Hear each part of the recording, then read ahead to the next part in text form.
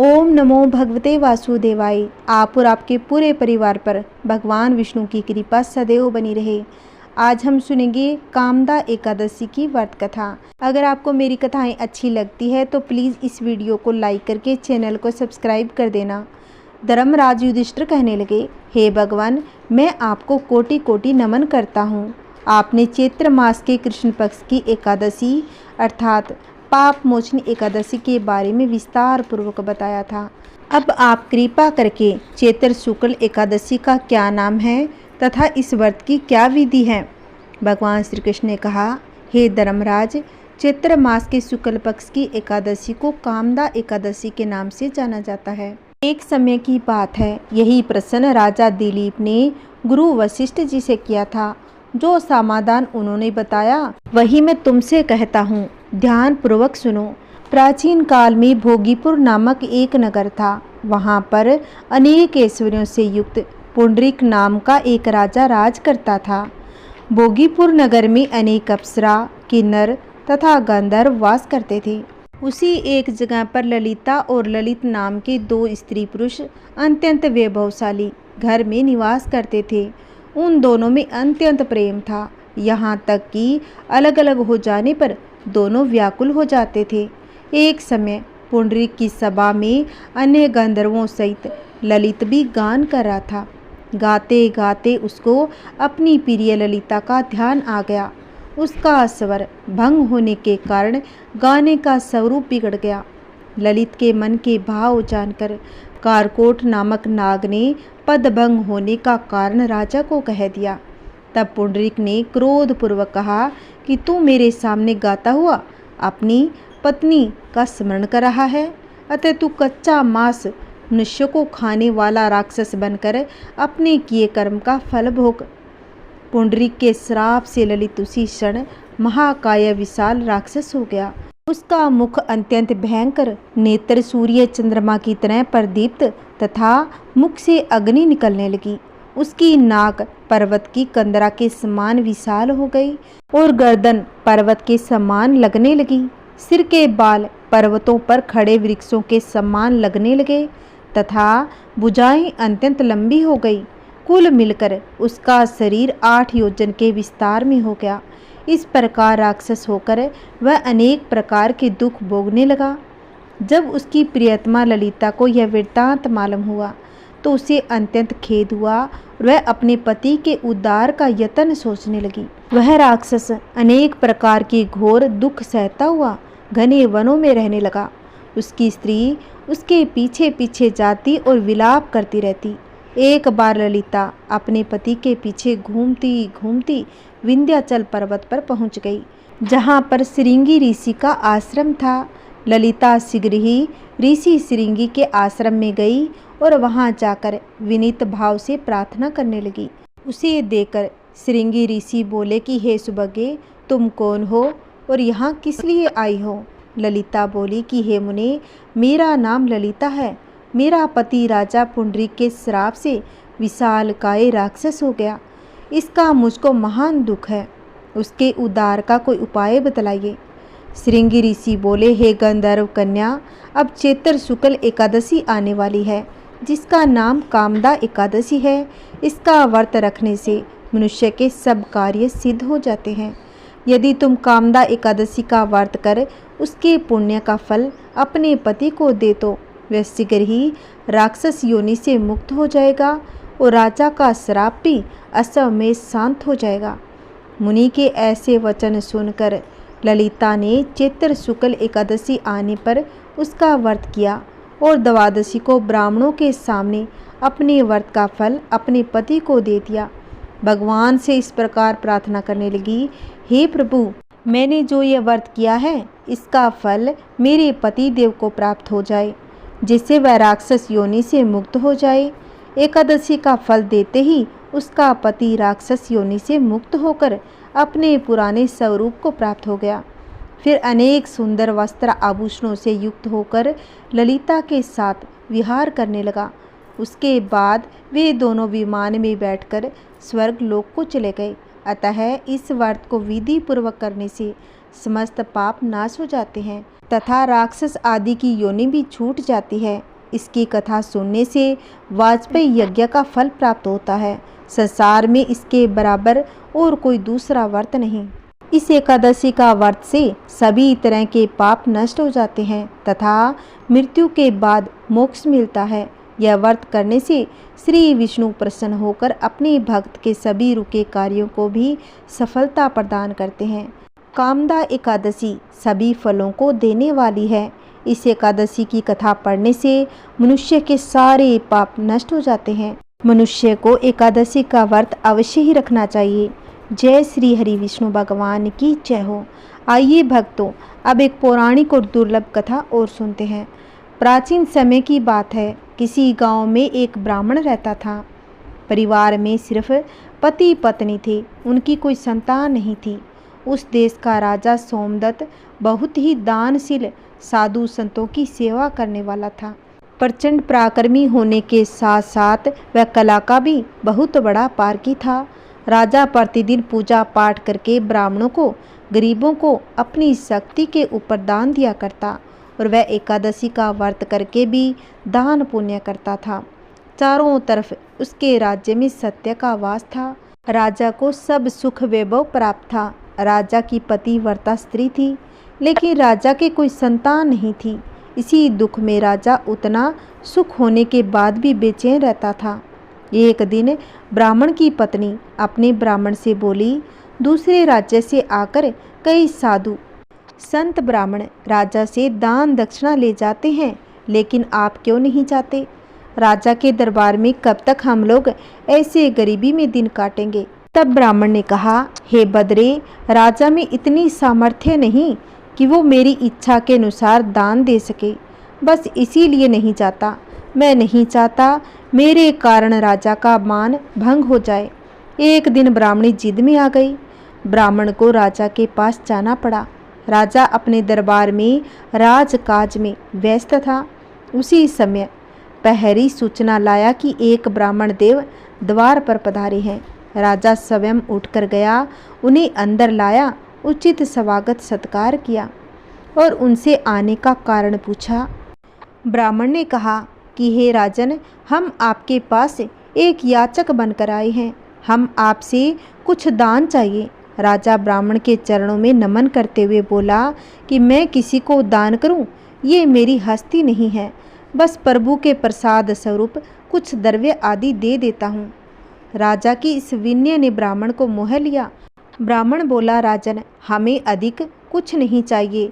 तब राजा ने कहा, हे विप्र श्रेष्ठ, आप आदेश कीजिए, आपको क्या चाहिए? मैं वचन देता हूँ कि आपको निराश नहीं होना पड़ेगा। तब ब्राह्मण ने कहा कि हे राजन, हमें आपकी मेहनत की कमाई का दान चाहिए, फिर वो एक आना भी हो तो भी बहुत है। राजा तुरंत शोक अध्यक्ष को बुलाया और खजाने से रत्न आदि स्वर्ण मुद्राएं लाने को कहा। तब ब्राह्मण ने कहा कि राजन, इसमें आपकी मेहनत नहीं, हमें वो दान चाहिए जिसमें आपका परिश्रम की सुगंध हो। इतना सुनते ही राजा सोमदत्त सन्न रह गया। काफ़ी देर सोचने के बाद उसने कहा, हे वीरपवर, आप हमें 3 दिन का समय दीजिए। और उसने ब्राह्मण को अपने राजप्रसाद में ठहरने को कहा। तो ब्राह्मण बोले, राजन, हम 3 दिन बाद पुनः आ जाएंगे, हमें राजमहल का सुख नहीं चाहिए। और ब्राह्मण ऐसा कहकर चला गया। इधर राजा गहरी सोच में आ गया और सोचने लगा कि मेहनत का पैसा कहाँ से लाऊं। ऐसे तैसे रात हो गई। राजा रात्रि की भेष बदल अपने राज्य से निकल गया। दूसरे दिन अन्य राज्य पहुंच गया। राज्य में घोषणा हुई कि राजा 3 दिन तक बाहर राज कार्य करेंगे। उधर राजा एक लोहार के पास पहुंचा, उससे काम मांगने लगे। लोहार उसे अपने पास रख लिया और लोहा पीटने के काम में लगा दिया। दिन भर राजा ने मन लगाकर काम किया। उसके बदले लोहार ने उसे 4 चवन्नी दिया। उसे लेकर तीसरे दिन राजा वापस राज्य में आ गया। जब तीसरे दिन ब्राह्मण आया तो उसे विनीत भाव से वो 4 चवन्नी दे दिया। ब्राह्मण अपने घर लौट आया। इधर ब्राह्मणी ने देखा कि ब्राह्मण सिर्फ 4 चवन्नी लेकर आया है तो वह आग बबूला हो उठी। गुस्से से आकर उस चवन्नी को तुलसी माता के पौधे के नीचे फेंक दिया। ऐसे तैसे कुछ दिन बीते। तुलसी माता से लगकर 4 पौधे निकल आए जिनसे मोती झरते थे। जब ब्राह्मण और ब्राह्मणी ने ये सब देखा तो हस्तप्रभ रह गए। कुछ समय बाद सब सामान्य हो गया। अब ब्राह्मणी रोज सूपा भरकर मोती समेटती। ब्राह्मण के दिन पलटते गए और ब्राह्मण कुछ समय बाद धनाढ्य हो गया। धीरे धीरे ये बात राज्य भर में फैल गई। फिर एक दिन राजा को इस बात का पता चला तो राजा स्वयं देखने आया। देखकर सन्न रह गया। राजा ने ब्राह्मण से इसका कारण पूछा तो ब्राह्मण ने कहा कि राजन, हमें इस विषय में कुछ नहीं पता। पौधे में किस प्रकार के और इनसे मोती झरने का रहस्य।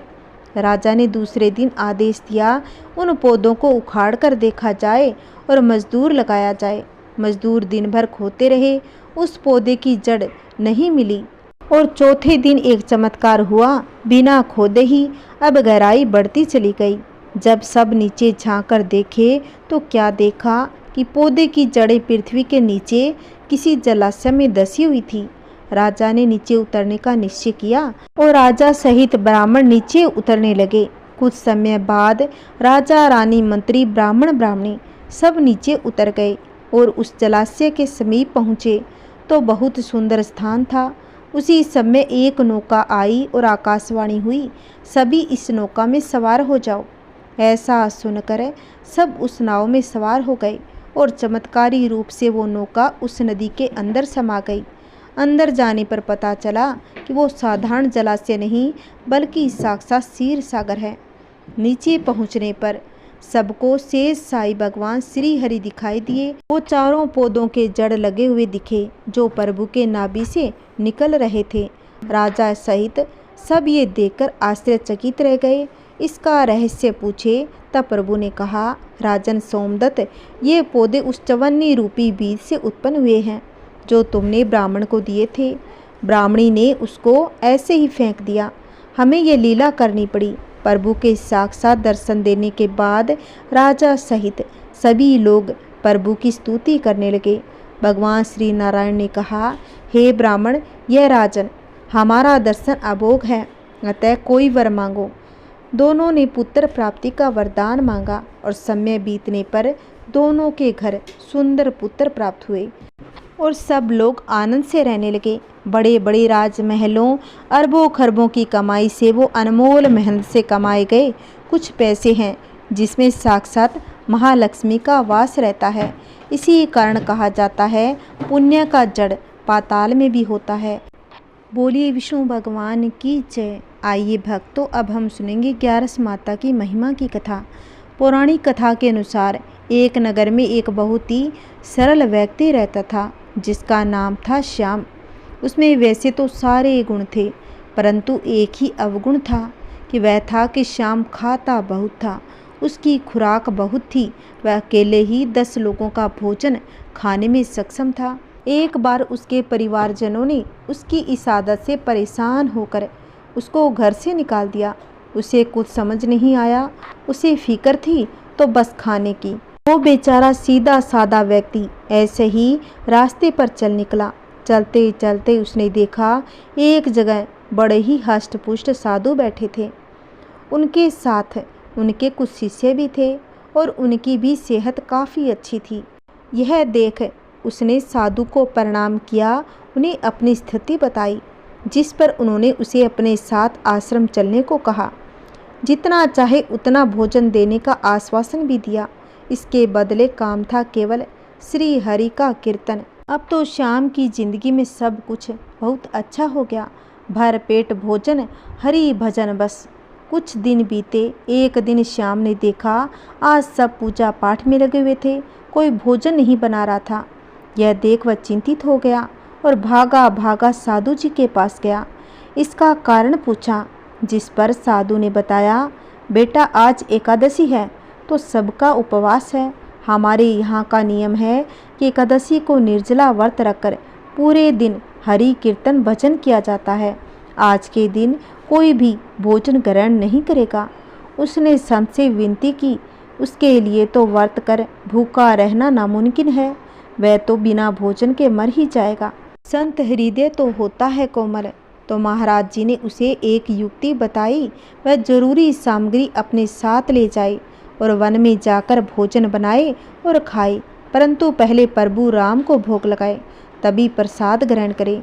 यह कहकर उसे 20 किलो आटा आदि देकर वहाँ से विदा कर दिया और उसने वन में जाकर भोजन तैयार किया एवं गुरु आज्ञा से भोग लगाने लगा। राजा राम जी आओ, प्रभु राम जी आओ, मेरे भोजन का भोग लगाओ। इधर भगवान जी आज विनोद करने के मूड में थे तो सच में माता सीता सहित उसके सम्मुख प्रकट हो गए, उसका भोजन खाने लगे।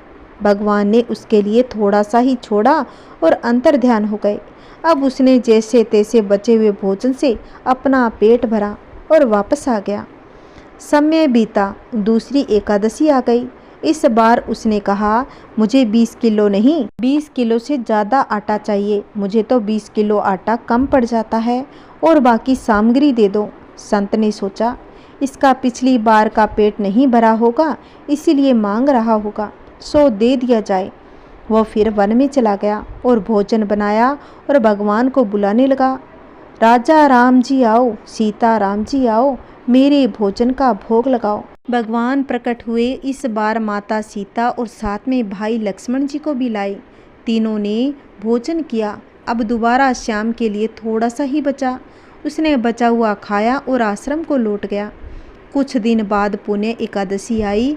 उसने फिर से राशन मांगा और बोला, गुरुजी, आपने केवल राम जी को ही भोजन कराने को कहा था, वहाँ तो पूरा परिवार ही आने लगा। आटा कम पड़ता है, इस बार मुझे 60 किलो आटा दो।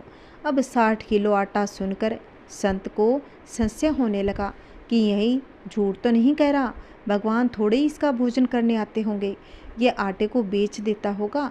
यह सोच संत ने उसे आटा तो 60 किलो दिया, परंतु उसका पीछा करने का निश्चय कर लिया। इधर आज वन में आकर उसने भोजन बनाए बिना भगवान को बुलाया। सीता राम जी आओ, लक्ष्मण राम जी आओ, मेरे भोजन का भोग लगाओ। परंतु आज तो प्रभु श्री सीताराम अपने तीनों भाइयों हनुमान जी सहित पधारे। उन्हें देख श्याम ने उन्हें प्रणाम किया और बोला, देखो प्रभु, मैं ठहरा आलसी जीव, मुझसे खुद के लिए ही भोजन नहीं बनता और आप पूरा खानदान लेकर आ जाते हो और अंत में मुझे तो कुछ नहीं मिलता। लो, यह पड़ा राशन खुद बनाओ और खाओ। यह सुन भगवान राम मुस्कुराए और सभी काम पर लग गए। हनुमान जी को लकड़ी लाने भेजा, भरत शत्रुघ्न ने सब्जी काटी, माता सीता ने रोटी बनाई, लक्ष्मण जी ने उनकी सहायता की। इधर गुरुजी भी यह सब देख रहे थे। उनके नेत्रों से आंसू बहने लगे। उन्होंने सोचा, यहाँ दाढ़ी सफ़ेद हो गई, पूरा जीवन निकल गया, परंतु कभी प्रभु के दर्शन नहीं हुए। इस निश्चल सरल स्वभाव वाले भगवान ने इनको दर्शन दे दिए। सरल श्याम ने भगवान को प्रकट कर दिया। उधर माता सीता ने रसोई बनाई। सभी ने बड़े प्रेम के साथ भोजन किया। भगवान श्री सीताराम जी महाराज श्याम को आशीर्वाद देकर वहाँ से अंतर्ध्यान हो गए। जय माता दी। जैसे भगवान ने उस श्याम को दर्शन दिए, उसकी सभी विपदा दूर करी, वैसे भगवान सबको दर्शन दे, सभी के दुख दूर करो। जय विष्णु भगवान की जय। जो भी इस कथा को सुनता है, हुंकारे देता है कि भगवान विष्णु सभी मनोकामनाएं पूर्ण करे। बोलिए विष्णु भगवान की जय। जय श्री कृष्णा, राधे राधे। आइए भक्तों, अब हम सुनेंगे एकादशी व्रत की आरती। सभी भक्तों अपने परिवार के साथ एकादशी माता की आरती जरूर सुननी चाहिए।